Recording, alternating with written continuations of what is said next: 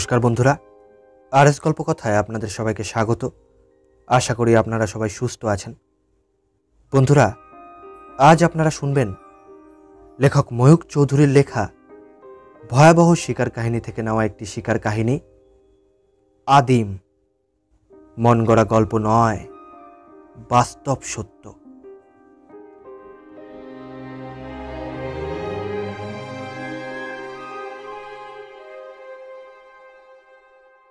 বনরক্ষক মসিয়ে Rene তীক্ষ্ণ দৃষ্টিতে নিগ্রো তরুণটিকে দেখতে লাগলেন।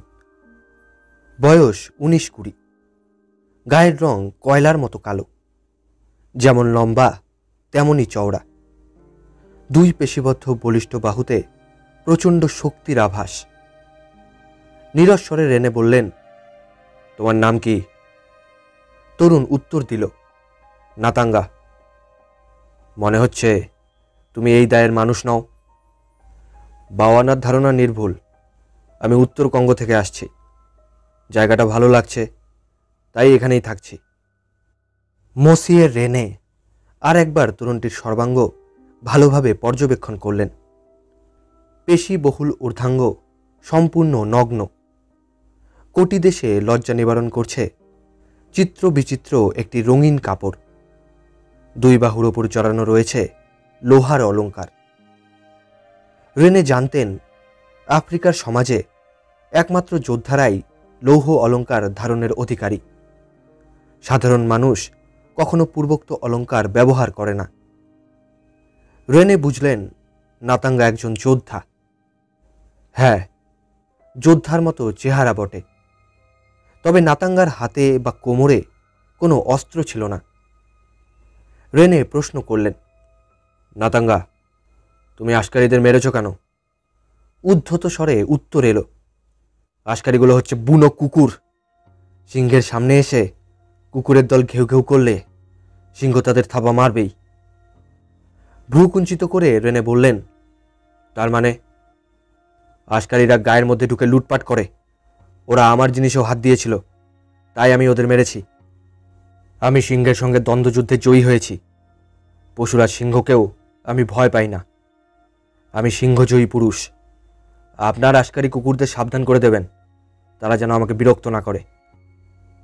রেনে কঠোর স্বরে বললেন, আশকারীরা সরকারের লোক।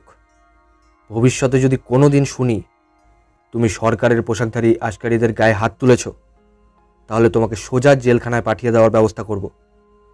আমার কথাটা মনে থাকবে, নাতাঙ্গা? অভিবাদন জানিয়ে নাতাঙ্গা বলল, হ্যাঁ বাওয়ানা, মনে থাকবে। গর্বিত পদক্ষেপে সে স্থান ত্যাগ করে অদৃশ্য হল। আফ্রিকার অ্যালবার্ট ন্যাশনাল পার্ক নামক বনভূমির বনরক্ষক মসিয়ে রেনে দা মোসো এবং নিগ্রো তরুণ নাতাঙ্গার সাক্ষাৎকার কেন ঘটল? আশকারীদের নিয়ে বাকবেতনটার কারণটাই বা কী? সেসব কথা জানতে হলে পূর্ব কথা নিয়ে একটু আলোচনা করা দরকার। আফ্রিকা যে সময়ে বিভিন্ন শ্বেতাঙ্গ জাতির অধীন ছিল, সেই সময় অ্যালবার্ট ন্যাশনাল পার্ক নামক অঞ্চলে একটি অভয়ারণ্য প্রতিষ্ঠিত হয়। যথেচ্ছভাবে পশু হত্যা নিবারণের জন্যই ওই উদ্যোগ। স্থানীয় নিগ্রোরা মাংস খাওয়ার লোভে জেব্রা, অ্যান্টিলোপ প্রভৃতি পশু শিকার করত। তাছাড়া হাতির দাঁতের লোভে শ্বেতাঙ্গ ভারতীয় ব্যবসায়ীরা স্থানীয় মানুষকে নানাভাবে প্ররোচিত করত।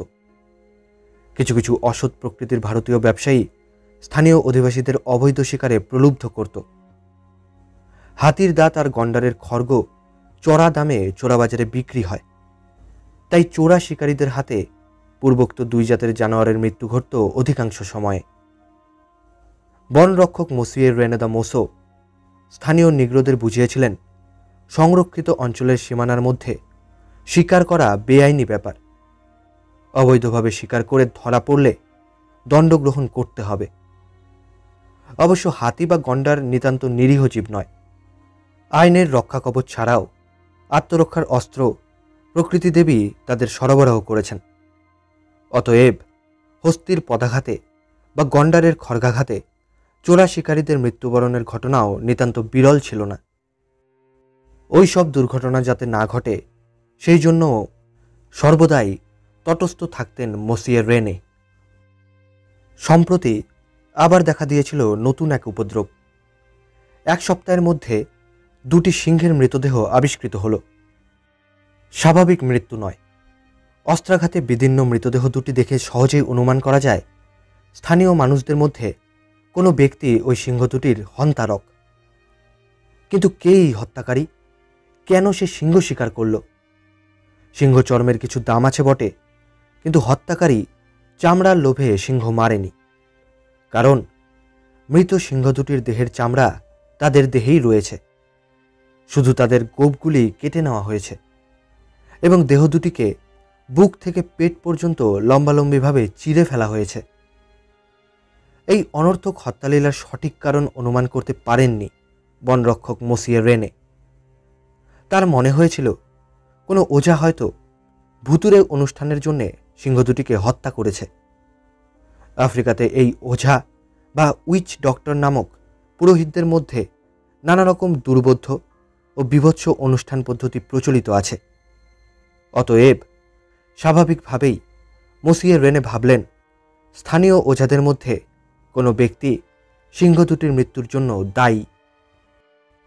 দ্বিতীয় সিংহের মৃতদেহ আবিষ্কৃত হওয়ার পর কয়েকদিনের মধ্যেই আরেকটি চমকপ্রদ ঘটনা ঘটল।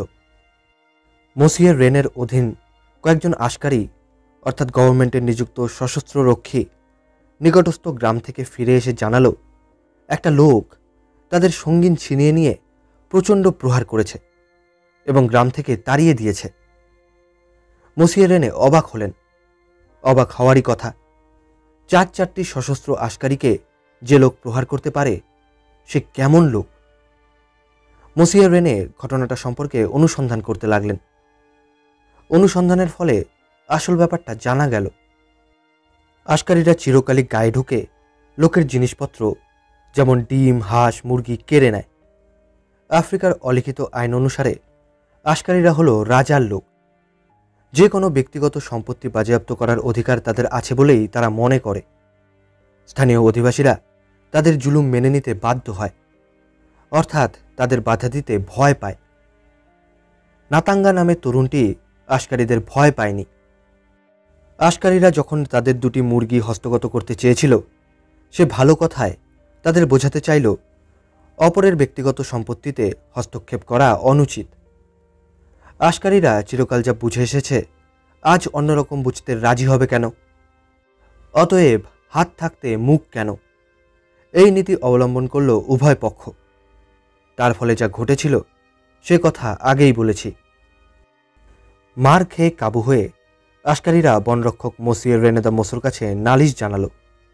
তারা অবশ্য নিজেদের দোষের কথা বেমালুম চেপে গিয়েছিল, কিন্তু অনুসন্ধানের ফলে সত্য ঘটনাটা বিশদভাবে জানতে পারলেন মসিয়ে রেনে।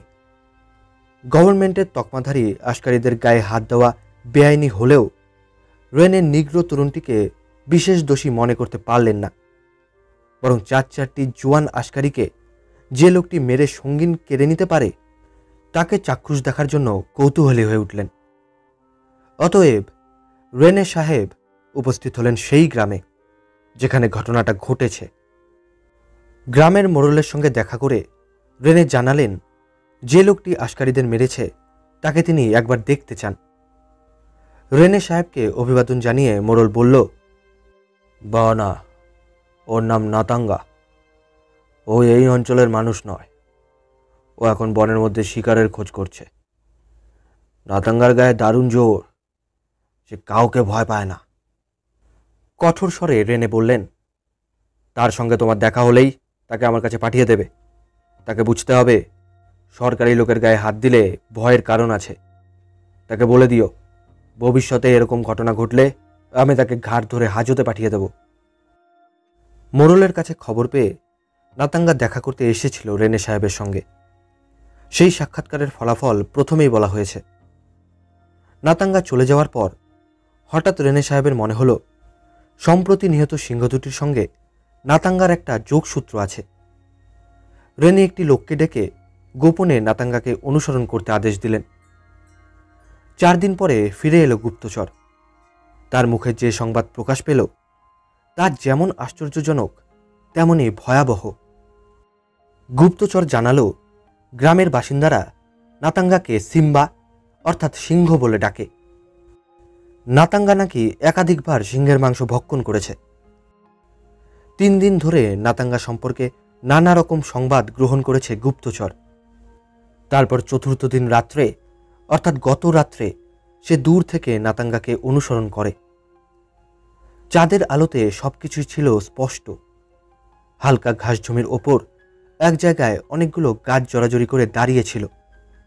গুপ্তচর দেখল সেইখানে এসে একটি গাছের ওপর উঠে আত্মগোপন করল নাতাঙ্গা।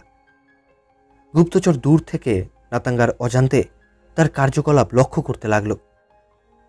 গাছের ডালপালা আর পাতার আড়ালে লুকিয়ে থেকে হঠাৎ জেব্রার কণ্ঠস্বর অনুকরণ করে নাতাঙ্গা চেঁচিয়ে উঠল। একবার নয়, বারবার চলল সেই অনুকরণের পালা। জেব্রার মাংস সিংহের প্রিয় খাদ্য। খাদ্যবস্তু এমন সশব্দে অস্তিত্ব ঘোষণা করলে পশুরাজ আর কতক্ষণ অদৃশ্য থাকতে পারেন? অতএব কিছুক্ষণের মধ্যেই বনের রাজা জঙ্গলের আড়াল থেকে ফাঁকা ঘাস জমির ওপর আত্মপ্রকাশ করলেন। তিনি একা আসেননি, সঙ্গে রানীও এসেছিলেন। যে গাছ থেকে নাতাঙ্গার কণ্ঠে নকল জেব্রার কণ্ঠস্বর ভেসে আসছিল, সিংহ ছুটে এলো সেই গাছটার দিকে। তৎক্ষণাৎ বিদ্যুৎ ঝলকের মতো একটা বর্ষা উপর থেকে ছুটে এসে সিংহের শরীরটাকে এফোর ওফোর করে দিল।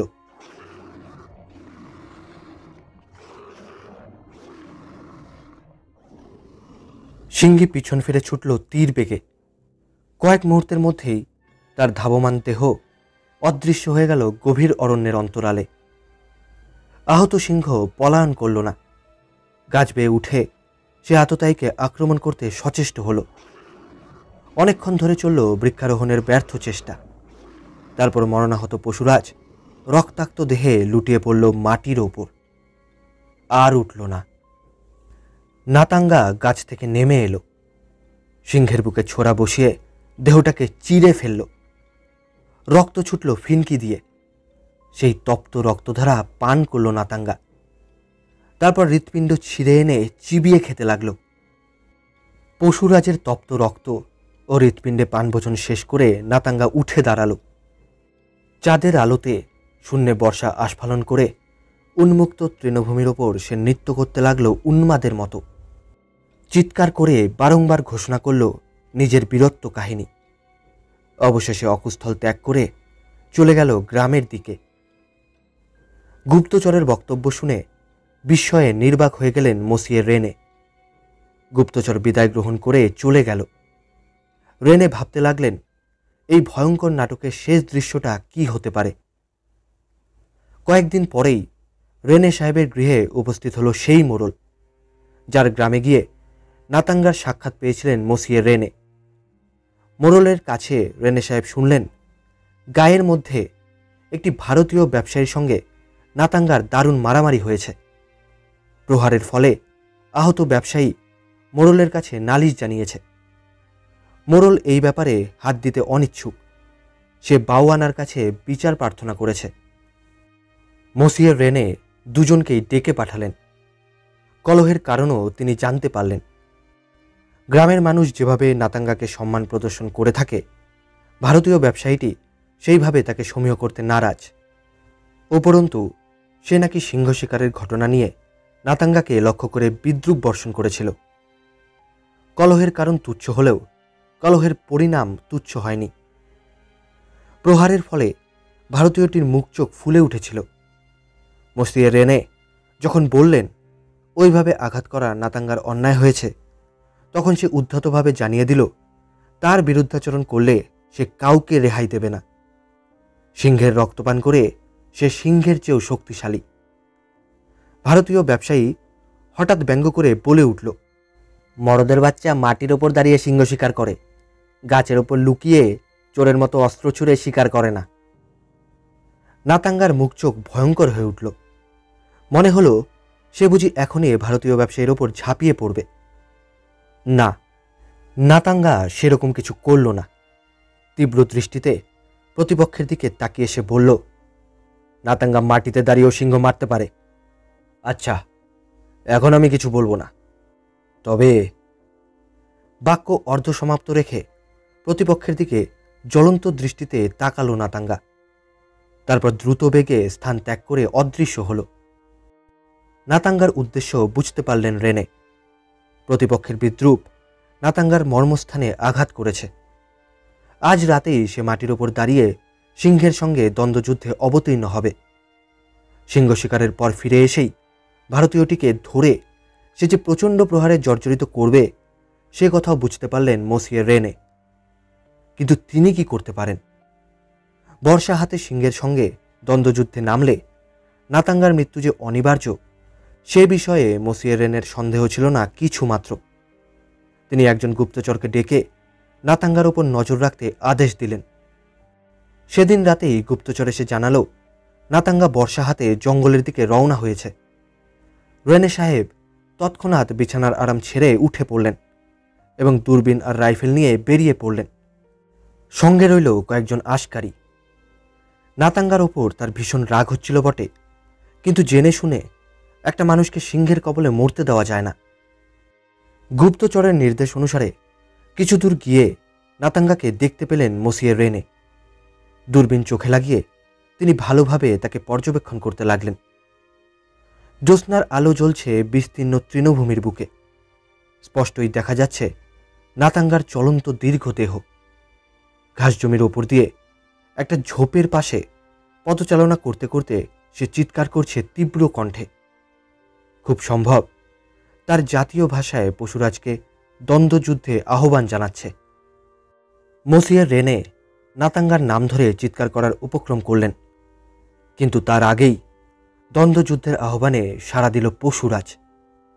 ভীষণ গর্জনে চারদিক কাঁপিয়ে ঝোপের ভিতর থেকে বেরিয়ে এলো এক প্রকাণ্ড সিংহ এবং তীর বেগে ঝাঁপিয়ে পড়ল নাতাঙ্গার ওপর।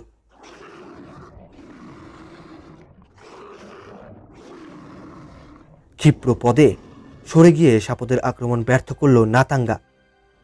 তারপর বর্ষা বাগিয়ে রুখে দাঁড়ালো। চাঁদের আলোতে ঝকমক করে জ্বলে উঠল বর্ষার ধারালো ফলা।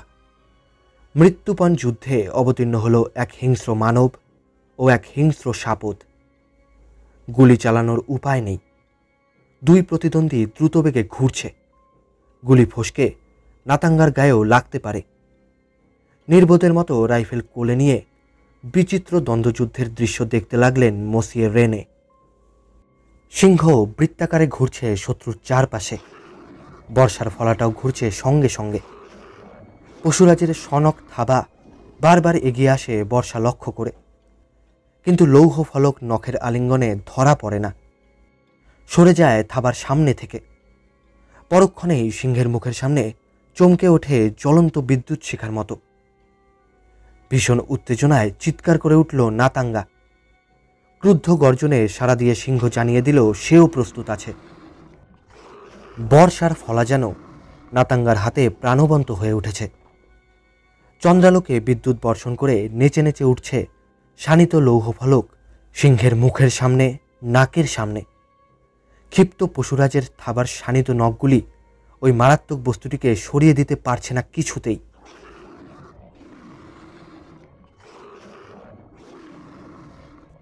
সিংহ জানে ওই চকচকে ঝকঝকে বস্তুটি অতিশয় মারাত্মক। ওটাকে এড়িয়ে যদি সে মানুষটাকে নখদন্তের আলিঙ্গনে জড়িয়ে ধরতে পারে তাহলে এই যুদ্ধে প্রতিপক্ষের পরাজয় অনিবার্য। রেনে বুঝলেন সিংহের ধৈর্য ফুরিয়ে এসেছে। ক্রুদ্ধ সাপদ উদ্যত বর্ষার শাসন আর মানতে চাইছে না। আচম্বিতে বর্ষাফলকের আস্ফালন উপেক্ষা করে সিংহ আক্রমণ করল। নাতাঙ্গা সরে গেল। বর্ষাফলক দংশন করল সিংহের দেহে। আবার সগর্জনে ঝাঁপ দিল সিংহ। বর্ষা এবার সিংহের বক্ষ ভেদ করল। সেই দারুণ আঘাত গ্রাহ্য না করে সিংহ দুই থাবার আলিঙ্গনে জড়িয়ে ধরল শত্রুকে। পরক্ষণেই সাপদ ও দ্বিপদ জড়াজড়ি করে পড়ে গেল মাটির ওপর। বিস্মিত নেত্রে মসিয়ে রেনে দেখলেন সিংহের আলিঙ্গন থেকে নিজেকে মুক্ত করে নিয়ে উঠে দাঁড়ালো নাতাঙ্গা। কোন আশ্চর্য কৌশলে এমন অসম্ভবকে সে সম্ভব করল কে জানে। বর্ষা বাগিয়ে নাতাঙ্গা প্রস্তুত হলো সিংহের পরবর্তী আক্রমণের জন্য। ভূমিশয্যা ত্যাগ করে সিংহ উঠে দাঁড়িয়েছে এবং শত্রুর ওপর ঝাঁপিয়ে পড়ার উদ্যোগ করছে। সিংহ আক্রমণ করল। বারবার বর্ষার খোঁচা মেরেও তাকে রুখতে পারল না নাতাঙ্গা। দুই প্রতিদ্বন্দ্বীর দেহ হিংস্র আলিঙ্গনে বদ্ধ হয়ে লুটিয়ে পড়ল ভূমিপৃষ্ঠে।